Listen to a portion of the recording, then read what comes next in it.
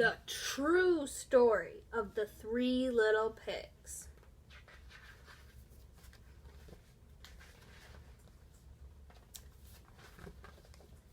Everybody knows the story of the three little pigs, or at least they think they do. But I'll let you in on a little secret. Nobody knows the real story because no one has ever heard my side of the story.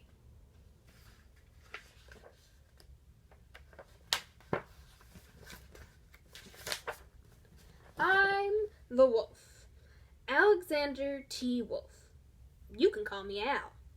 I don't know how this whole big bad wolf thing got started, but it's all wrong. Maybe it's because of our diet. Hey, it's not my fault wolves eat cute little animals like bunnies and sheep and pigs. That's just the way we are. If cheeseburgers were cute, folks would probably think you were a big and bad too.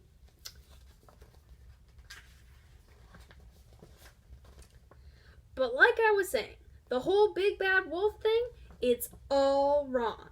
The real story is about a sneeze and a cup of sugar. This is the real story.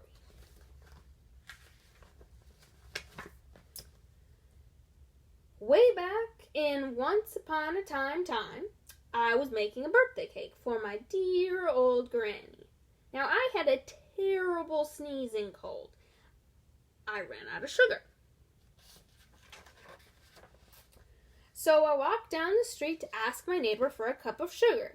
Now this neighbor was a pig, and he wasn't too bright either. He had built his whole house out of straw. Can you believe it? I mean, who in his right mind would build a house out of straw? So, of course, the minute I knocked on the door, it fell right in. I didn't want to just walk into somebody else's house, so I called, little pig, are you in? No answer. I was just about to go home without my cup of sugar for my dear old granny's birthday cake when I felt my nose start to itch. And I felt a sneeze was coming on. I huffed and I snuffed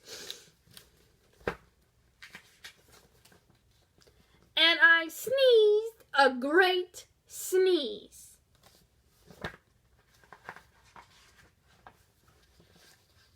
And you know what? That whole darn straw house fell down. And right in the middle of it was the pile of straw was the first little pig, dead as a doornail. He had been home the whole time. It seemed like a shame to leave a perfectly good ham dinner laying there in the straw, so I ate it up. Think of it as a big cheeseburger, just laying there. I was feeling a little better, but I still didn't have my cup of sugar. So I went to the next neighbor's house. This neighbor was the first little pig's brother. Now he was a little smarter, but not much. He had built his house out of sticks. I rang the doorbell on the stick house. Nobody answered. I called, Mr. Pig, are you in? He yelled back, Go away, wolf.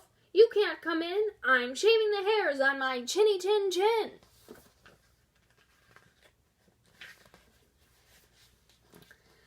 I had just grabbed the doorknob when I felt another sneeze coming on.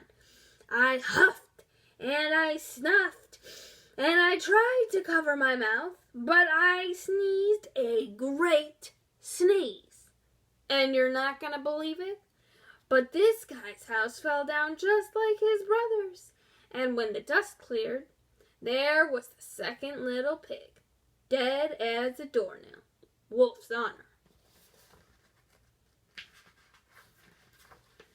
Talk about now, you know food will spoil if you just leave it out in the open. So I did the only thing there was to do. I had dinner. Again. Think of it as a second helping.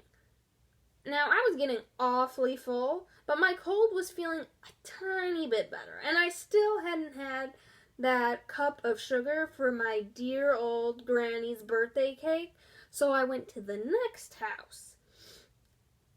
This guy was the first and second little pig's brother. He must have been the brains of the family. He had built his house out of brick. I knocked on the brick house. No answer. I called, "Mr. Pig, Mr. Pig, are you in?" And do you know what that rude little porker answered? "Get out of here, wolf. Don't bother me again." Talk about impolite. He probably had a whole sack full of sugar, and he wouldn't just give me even one cup for my dear sweet old granny's birthday cake? What a pig. I was just about to go home and maybe make a nice birthday card instead of a cake when I felt my cold coming on. I huffed and I snuffed and I sneezed once again. And then the third little pig yelled, "And your old granny can sit on a pin." Now, I'm usually a pretty calm fellow, but when somebody talks about my granny like that, I go a little crazy. When the cops drove up, of course, I was trying to break down the pig's door, and the whole time I was huffing and puffing and sneezing and making a real scene. The news reporters found out about the 2 pigs I had for dinner, and they figured a sick guy going to borrow a cup of sugar didn't sound very exciting, so they jazzed up the story with all of that huff and puff and I'll blow your house down. And they made me the big bad wolf. That's it. The real story. I was framed. But maybe you could loan me a cup of sugar?